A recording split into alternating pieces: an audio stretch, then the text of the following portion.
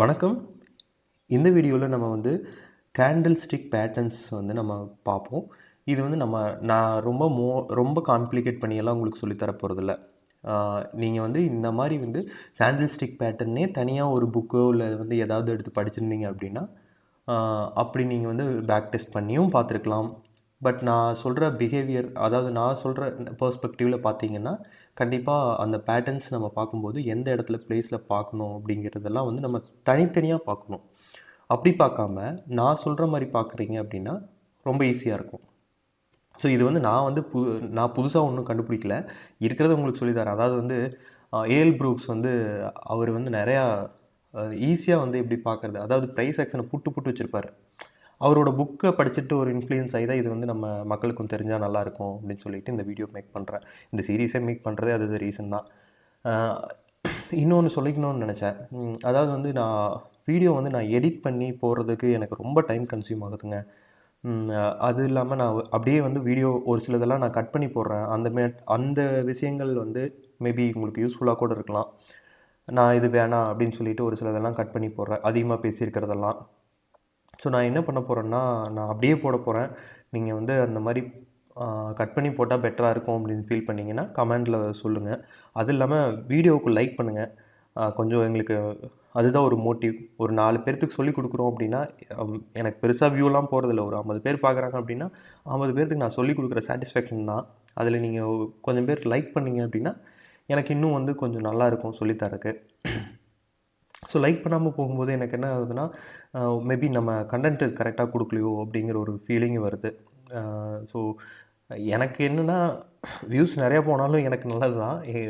அதில் ஒரு என்ன சொல்கிறது, எனக்கு பர்சனலாகவும் இருக்குது. அதாவது எனக்கு வியூ போகணும், இதில் ஏதாவது ஒரு ரெவன்யூ வந்ததுன்னா நம்மளுக்கு பரவாயில்ல அப்படின்றது இருக்குது. பட் இருந்தாலும் நான் போடுற டைமுக்கும் எஃபோர்ட்டுக்கும் பட் யாராவது ஒரு கொஞ்சோனாவது ஒரு லைக்கு போட்டு அப்ரிஷியேட் பண்ணிங்க அப்படின்னா நம்மளுக்கு இன்னும் கொஞ்சம் நல்லாயிருக்கும்.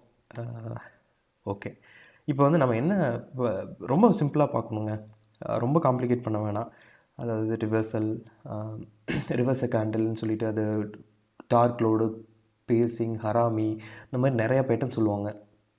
புல்லிஷ் எங்கல்ஃபிங், புல்லிஷ் எங்கல்ஃபிங் கூட ஈஸியாக இருக்கும்னு நினைக்கிறேன். பின்பார், இந்த வேறு என்ன பின்பார் சொல்கிறது இன்னும் ஹேமர்னு சொல்லுவோம். இதெல்லாம் கொஞ்சம் ஓகே, சம்திங் ஓரளவுக்கு நம்மளுக்கு தெரியும்னு நினைக்கிறேன். இந்த மாதிரி தெரியாதவங்க புதுசாக பார்க்குறீங்கனாலும் நான் சிம்பிளாக சொல்கிறேன். இந்த மாதிரி பேட்டர்னை மார்க்கெட்டில் மேட்ச் பண்ணி பார்க்க ஆரம்பிச்சிட்டிங்கன்னா உங்களுக்கு பெருசாக கன்ஃபியூஸ் பண்ணிக்க வேண்டியதில்லை. நம்ம ஒவ்வொரு பேட்டர்னை தேடிட்டு பேரை தேடிட்டு மனப்பாடம் பண்ணிவிட்டு ரொம்ப காம்ப்ளிகேட் பண்ணிகிட்டு இருக்கக்கூடாது. திங்ஸ் ரொம்ப சிம்பிளுங்க. சிம்பிள் திங்ஸ் தாங்க மார்க்கெட்டில் ஒர்க் ஆகும். அதை மட்டும் நீங்கள் மனசில் வச்சுக்கோங்க. இதை நம்புறதுக்கு கஷ்டமாக தான் இருக்கும். இதை தான் நான் மார்க்கெட்டில் புதுசாக வந்தப்போ ஒரு சில பேர் சொல்லியிருக்காங்க, அதை நான் நம்பாமல் போயிருக்கேன். அதே மாதிரி யூடியூபுக்கு லைக் பண்ணாமல் போகிறதும் ஸ்டார்டிங்கில் பண்ணாமல் இருந்தேன். ஒரு யூடியூபராக ஒரு வீடியோ போடும்போது தான் தெரியுது எவ்வளோ அது கஷ்டப்படுறாங்க அப்படின்ட்டு. ஓகே, மறக்காமல் லைக் பண்ணுங்கள். இப்போ பார்த்தீங்க அப்படின்னா இது டோஜி கேண்டில் சொல்லலாம். டோஜி கேண்டில்ங்கிறது ஒன்றும் இல்லை, இந்த பையிங் சைடு செல்லிங் சைடு எந்த டைரெக்ஷனுமே கிடையாதுங்க. இந்த மாதிரி க்ரியேட் ஆச்சு அப்படின்னா 2 பேரும் ஈக்குவலாக சண்டை போட்டிருக்காங்கன்னு அர்த்தம். இந்த இடத்துல நான் தான் ஸ்ட்ராங்கு, நீ தான் ஸ்ட்ராங்குன்னு சொல்லிட்டு இழுத்துட்ருக்காங்க. இது மோஸ்ட்லி ஒரு பீக்லேயோ இல்லை கீழே டவுன் ரெசிஸ்டன்ஸ்லேயோ நடக்கும். அப்புறம் யார் ஜெயிக்கிறாங்களோ அந்த சைடு போகும். ஸோ அந்த சைடு போகிறதுக்கு ஃபஸ்ட்டு இந்த மாதிரி ஏரியாவிலேருந்து இந்த மாதிரி ஒரு கேண்டில், அதாவது இங்கே மேலே ஒரு எந்த டைல் இல்லாமல் இப்படி க்ரியேட் ஆகுதுன்னு வச்சுக்கோங்க. இந்த மாதிரி ஒரு ஏரியாவிலேருந்து இந்த மாதிரி தாண்டி இதெல்லாம் தாண்டி மேலே க்ரியேட் ஆகுது அப்படின்னா இது சேவ்டு பார்னு சொல்லிக்கலாம் நம்ம. அது இல்லைனா சிக்னல் பார்னு சொல்லிக்கலாம். இந்த மாதிரி ஒரு கேண்டில் க்ரியேட் ஆச்சுன்னா பையர்ஸ் ரொம்ப ரொம்ப ஸ்ட்ராங்காக இருக்காங்க. லாஸ்ட் மினிட் வரைக்கும் பையிங் போட்டிருக்காங்க. நீங்கள் அடுத்த இதுவே நீங்கள் ட்ரேட் எக்ஸிக்யூட் பண்ணலாம். அந்த மாதிரி அடுத்த இது எக்ஸிக்யூட் பண்ணோம் அப்படின்னா நீங்கள் ரிஸ்க் ரிவார்டு இதெல்லாம் பார்த்து தான் பண்ணணும். இது மேபி உங்களுக்கு ரொம்ப பெரிய கேண்டிலாக இருந்துச்சு அப்படின்னா அது பெரிய பிரச்சனையாகும். ஸோ இந்த மாதிரி ரிஸ்க் ரிவார்டு பார்க்கணும். பட் இது என்னப்பா அப்படின்னு சொல்கிறேன்னா, சேவ்டு கேண்டில் இந்த மாதிரி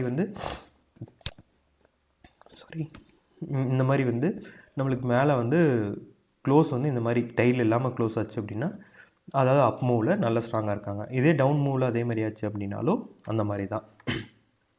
இது நம்மளுக்கு பின்பாருங்கிறது ஒன்றும் இல்லை, ரிஜெக்ஷன். இது ரிஜெக்ஷன் வெறும் இந்த ரிஜெக்ஷன் மட்டும் வச்சு பண்ண போகிறதில்ல. இதுவும் அதே மாதிரி தான். சப்போர்ட் ஏரியாவா இல்லை ரெசிஸ்டன்ஸ் ஏரியாவா, இது அப்படியே ஆப்போசிட்டில் நடக்கும். க்ரீன் கலர் கேண்டில் இருந்துச்சுன்னா க்ரீன் கலர் நடக்கும். இது வந்து நம்மளுக்கு சிக்னல் பாராக இருந்ததுன்னா இது வந்து கன்ஃபர்மேஷன் பார்னு வச்சுக்கலாம். ஓகேங்களா. இது வந்து நார்மல் கேண்டிலுங்க. சின்ன சின்ன விக் வந்து 2 சைடும் இருக்கும்.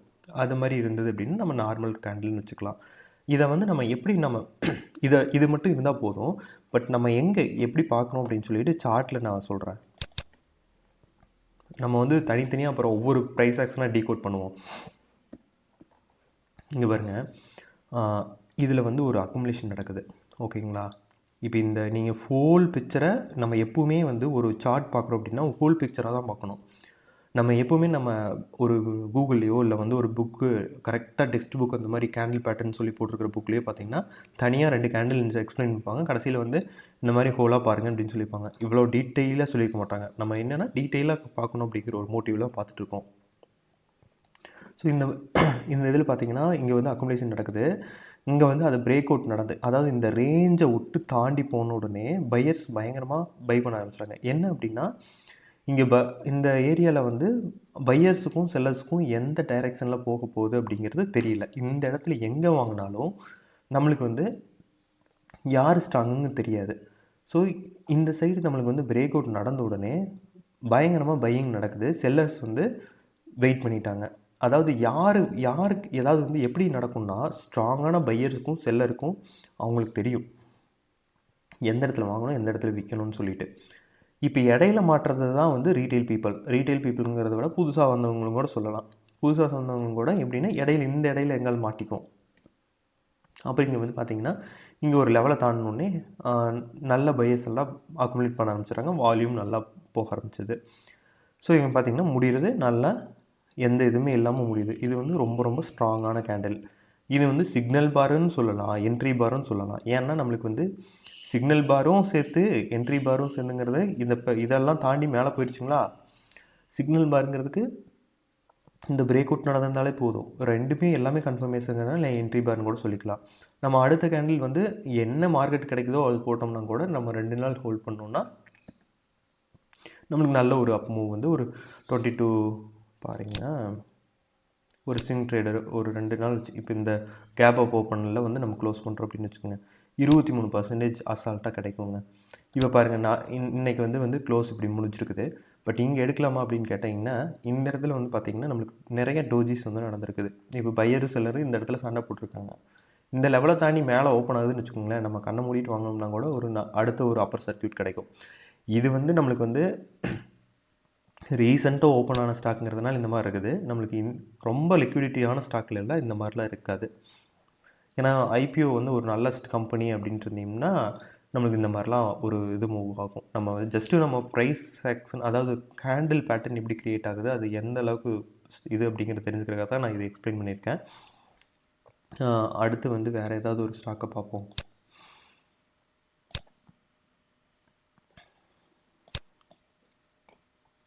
இதில் பாருங்கள், நம்ம வந்து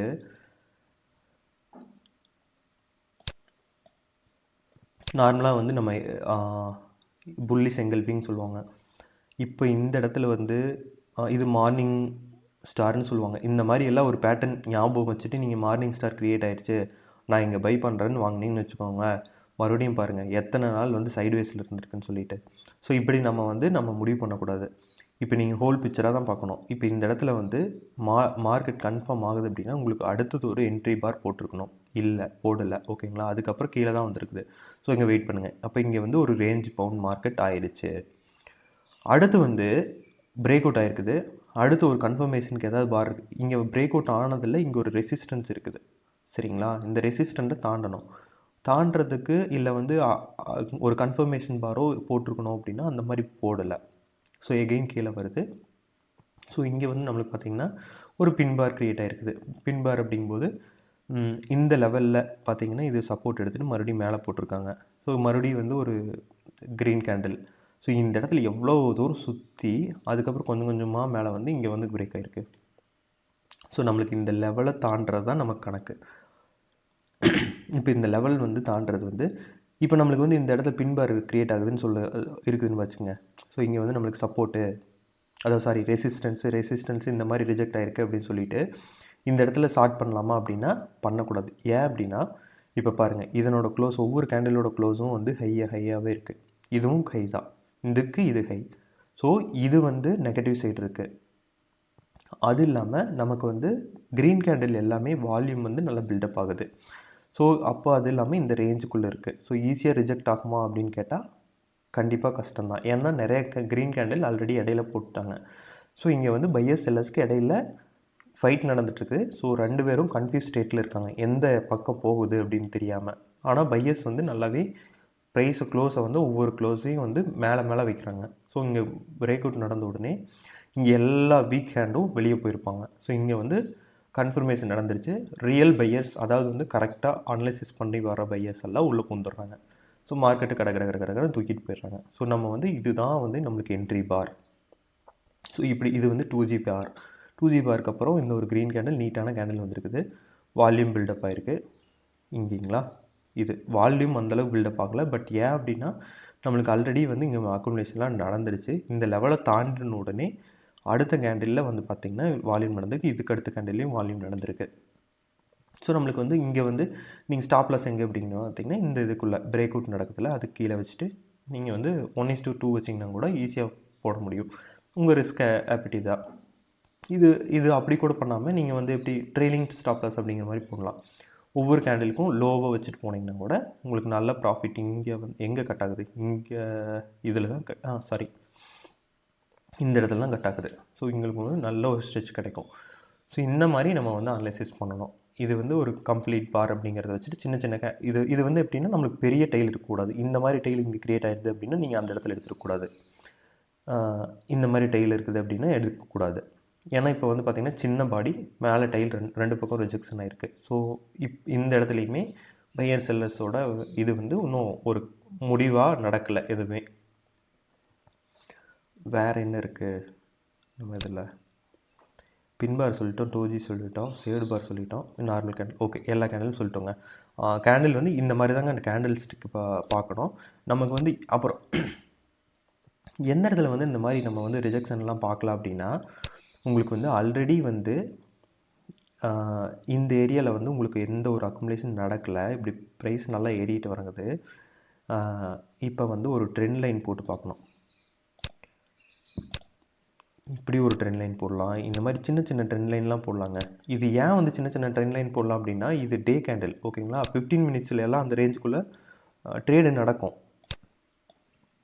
பார்த்திங்கன்னா நீங்கள் நினைக்கிறது இல்லை, ஒரு 5 மினிட்ஸில் நம்ம பண்ணுறோம் அப்படின்னா 3 மினிட்ஸில் ஒருத்தர் ட்ரேட் பண்ணிகிட்டு இருப்பாங்க. அவங்களுக்கு சப்போர்ட் அண்ட் ரெசிஸ்டன்ஸ் அதுக்கும் அந்த டைம் ஃப்ரேம்குள்ளே இருக்கும்.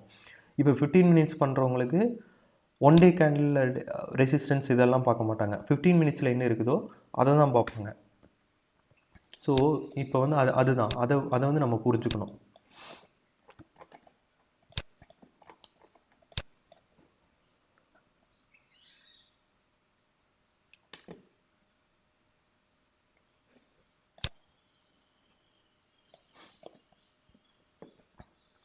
இப்போ நம்ம வந்து இது வந்து ஒரு ட்ரையாங்கிள் பேட்டர்ன் மாதிரி க்ரியேட் ஆகுது அப்படின்னா நம்மளுக்கு இந்த ஏரியா வரும்போது இந்த ரிஜெக்ஷன் நடக்குதா, அடுத்து அதாவது வந்து அதை கன்ஃபர்மேஷனுக்கு ஏதாவது ஒரு கேண்டில் போடுதா, அப்படி வேணால் வச்சு போடலாமா வழிய நம்மளுக்கு அந்த ஒரு ட்ரெண்ட் லைனில் போகுது. அப்போ அந்த இதுக்குள்ளேயே இருக்குது அப்படின்னா நம்ம இதில் உடனே ட்ரெண்ட் எடுத்துட முடியாது. ஸோ அதை கன்ஃபர்மேஷன் கொடுக்குதா அப்படிங்கிறதெல்லாம் பார்க்கணும். ஸோ இந்த மாதிரி வந்து நம்ம ஹோல் பிக்சராக நம்ம பேட்டர்ன் பார்த்தா அப்படின்னா மட்டும்தான் நம்மளுக்கு வந்து ஒரு கிளியர் ஐடியா கிடைக்கும். நம்ம எப்பவுமே வந்து ஒரு கேண்டில் அது 2 கேண்டில் மட்டும் வச்சுட்டு கன்ஃபார்ம் பண்ணிவிட்டு அதை வச்சு ட்ரேடு எடுக்கக்கூடாது. ஸோ இதில் வந்து நம்மளுக்கு நிறையா பேட்டர்ன் இருக்குங்க. இப்போ வந்து இதெல்லாம் வந்து ட்ரையாங்கிள் பேட்டர்ன் சொல்லலாம், இல்லை வந்து கப் அண்ட் ஹேண்டில்னு சொல்லலாம்.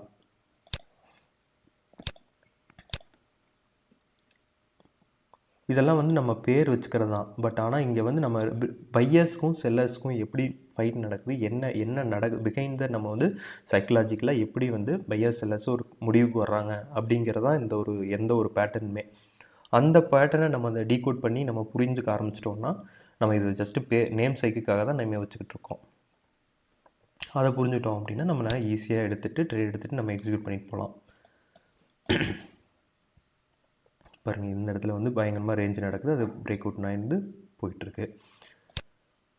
ஸோ இந்த மாதிரி நிறையா பேட்டர்ன்ஸ் இருக்கும். அந்த பேட்டர்னில் ஒவ்வொன்றும் ரேஞ்சு இப்போ பார்த்தீங்கன்னா ஒரு லாங் டைம் வியூவில் பார்க்கும்போது, அதாவது டெய்லி கேண்டில் பார்க்கும்போது 1 ஹவரில் பண்ணுறவங்க ட்ரேடு ஒரு மாதிரி இருக்கும், டெய்லி கேண்டிலில் ஒரு மாதிரி இருக்கும். ஸோ இதையெல்லாம் நம்ம வந்து கம்பேர் பண்ணி நம்ம வந்து ட்ரெண்டிங் மார்க்கெட்டில் இருக்கா, இல்லை ரேஞ்சில் இருக்கா, இல்லை வந்து கன்சல்டேஷன் மோடில் இருக்கா, இதையெல்லாம் வந்து நம்ம ஒன்று ஒன்றா வந்து நம்ம கன்சல்டேஷன் மோடில் இருந்ததுன்னா பேட்டர்ன் எப்படி க்ரியேட் ஆகும், அதுவே வந்து ரேஞ்சில் இருந்ததுன்னா பேட்டர்ன் எப்படி க்ரியேட் ஆகும் அப்படின்னு சொல்லிட்டு ஒவ்வொன்றா நம்ம பார்க்க வேண்டியது இருக்கும்.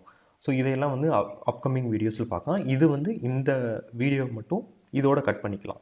இப்போ கேண்டில் பேட்டர்ன் நம்ம எப்படி பார்க்கணும் அப்படிங்கிறத நான் சொல்லிட்டேன். ஸோ எப்பவுமே வந்து நீங்கள் தனித்தனியாக ரெண்டு கேண்டிலாக பார்த்துறாதீங்க. ஹோல் பிக்சராக பார்த்துட்டு அது எந்த இடத்துல எப்படி ஃப்ரேம் ஆகுது அப்படின்னு சொல்லிட்டு, அதாவது பையர் செல்லர்ஸ்க்கும் இடையில எப்படி சைக்கலாஜிக்கலாக அவங்க ப்ரிப்பேர் ஆகுறாங்க அப்படிங்கிற மாதிரி ஒரு மோட்டிவில் பார்த்தீங்க அப்படின்னா சீக்கிரமே ஈஸியாக வந்து ஒரு சார்ட்டை வந்து அதனோட பிஹேவியரும் அதனோட சார்ட்டோட இதையும் நீங்கள் வந்து ஈஸியாக புரிஞ்சுக்க முடியும். ஸோ இது எல்லாமே வந்து எனக்கு எப்போ வந்து நான் நிறையா பேட்டர்ன் அது இதுன்னெலாம் நிறையா போனேன், அப்போல்லாம் வந்து எதுவுமே வந்து என்னால் வந்து புரிஞ்சுக்க முடியல. ஒன்ஸ் நான் ஏல் ப்ரூக்ஸ் சீரீஸ் படித்த உடனே அவர் கேண்டில் பை கேண்டில் எக்ஸ்பிளைன் பண்ணியிருப்பார். இதுக்கு பின்னாடி வந்து அதாவது கேண்டில் பை கேண்டில்லாம் வெறும் கேண்டில் எக்ஸ்பிளைன் பண்ணிக்க மாட்டார்.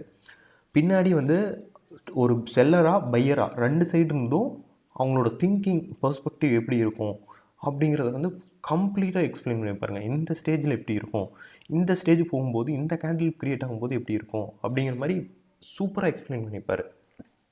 அதை நம்மளால் அந்தளவுக்குலாம் நம்ம அப்படியே கூடவே திங்க் பண்ணும்போது ஒவ்வொரு சார்ட்டையும் வந்து முன்னால் ஈஸியாக புரிஞ்சுக்க முடியும். அந்தளவுக்கு வந்து கொடுத்துருப்பாரு. ஓகேங்க, எனக்கும் இந்த வீடியோ கட் பண்ணிக்கலாம், ரொம்ப லென்த்தாக போகுது, த்ரோட் இன்ஃபெக்ஷன் வேறு. இந்த வீடியோ வேறு யாராவதுக்கு யூஸ்ஃபுல்லாக இருக்குன்னு நினச்சிங்க அப்படின்னா உங்களுக்கு ஷேர் பண்ணுங்கள், சேனலுக்கு சப்ஸ்கிரைப் பண்ணுங்கள். அடுத்த வீடியோவில் சந்திப்போம். வணக்கம்.